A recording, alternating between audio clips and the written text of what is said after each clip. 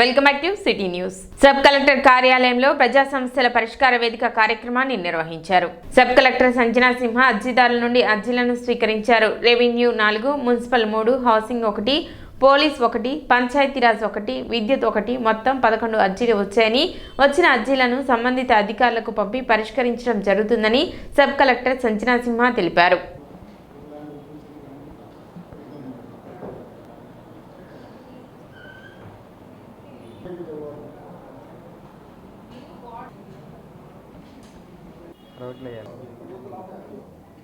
మే 5వ తారీఖు sub collector ఆఫీస్లో పీజీఆర్ఎస్ ప్రోగ్రామ్ కండక్ట్ చేయడం జరిగింది. మనకి ఈరోజు టోటల్గా 11 గ్రీవెన్సెస్ వచ్చాయి.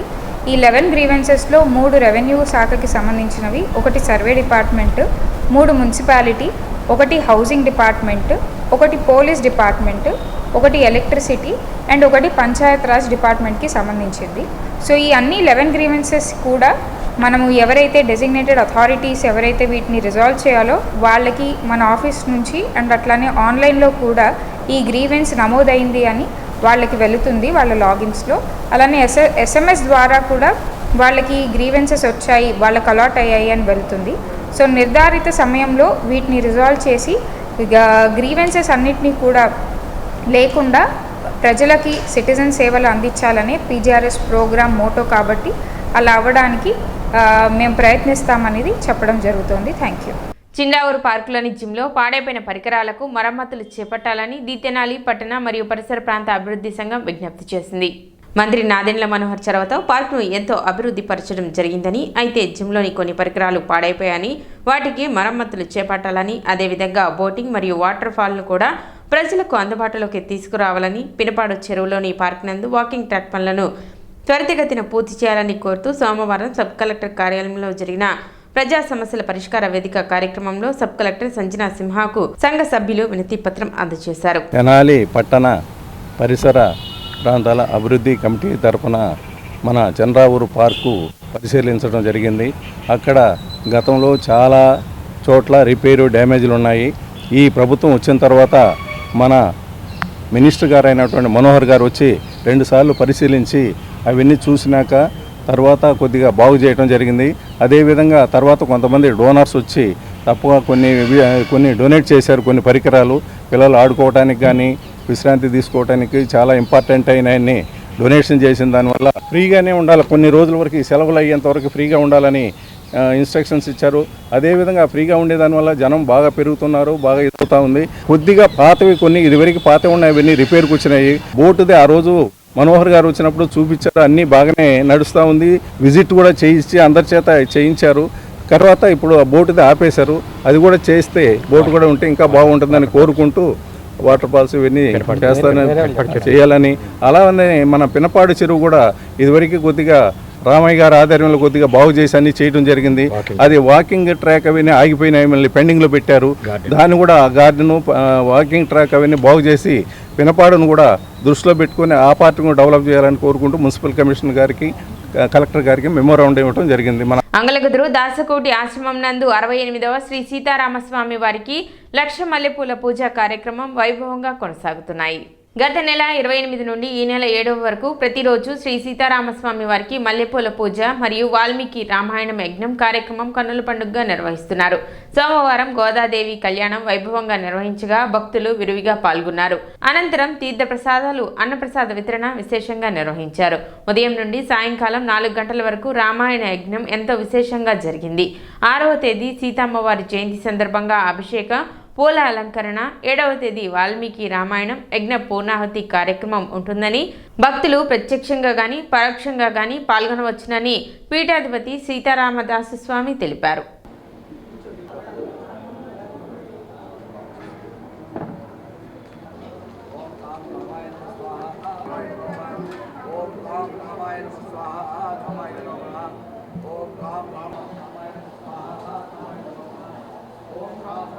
ఆంధ్ర వాల్మీకి శ్రీ వాసుదాస స్వామివారి పరంపర పీఠం దాసకుటి అంగలగుదురు శ్రీ దాసశేష స్వామివారిచే 68 సంవత్సరాల క్రితం ప్రారంభింపబడిన శ్రీ సీతా అమ్మవారి 1,00,000 మల్లెపూల పూజ ఇది 68వ సంవత్సరము.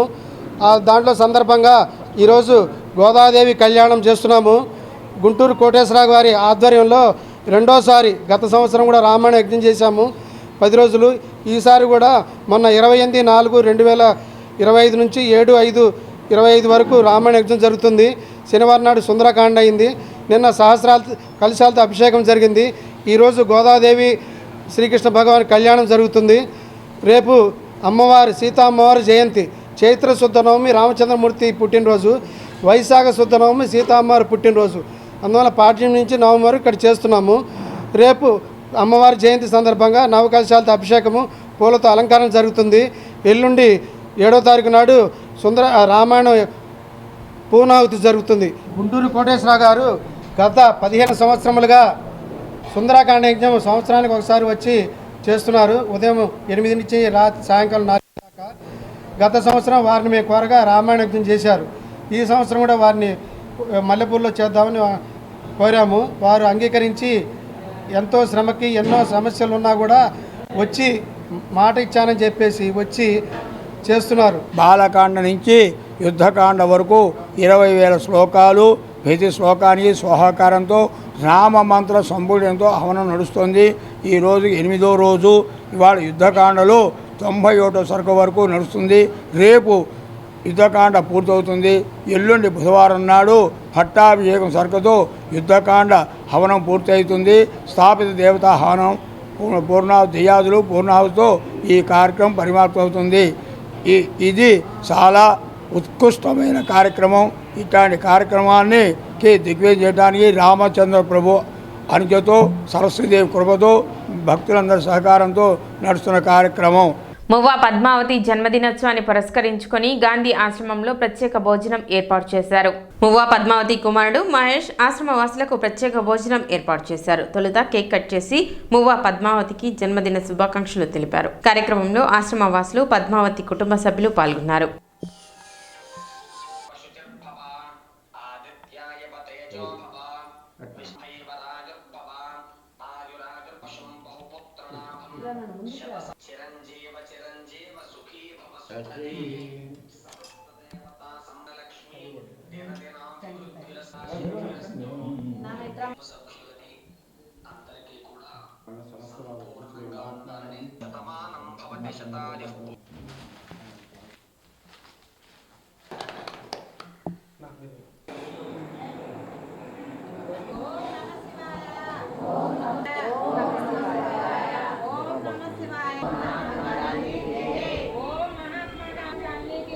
అమ్మ జన్మదినోత్సవం, మువ్వా పద్మావతి గారి జన్మదినోత్సవం.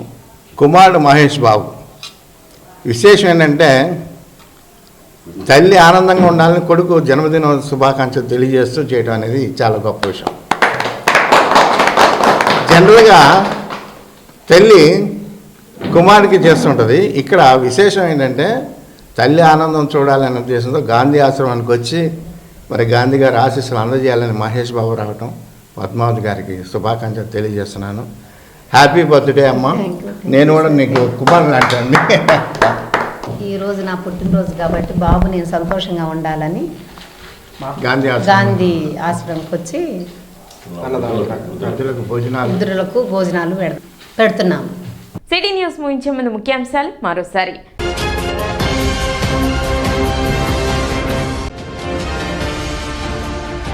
సబ్ కలెక్టర్ కార్యాలయంలో జరిగిన ప్రజా సమస్యల పరిష్కార వేదిక కార్యక్రమానికి 11 అర్జీలు.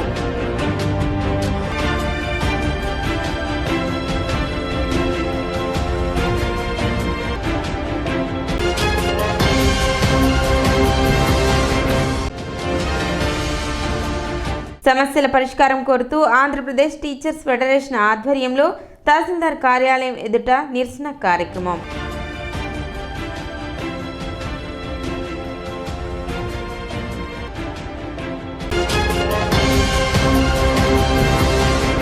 సిటీ న్యూస్ ఇంతటితో సమాప్తం. నమస్కారం.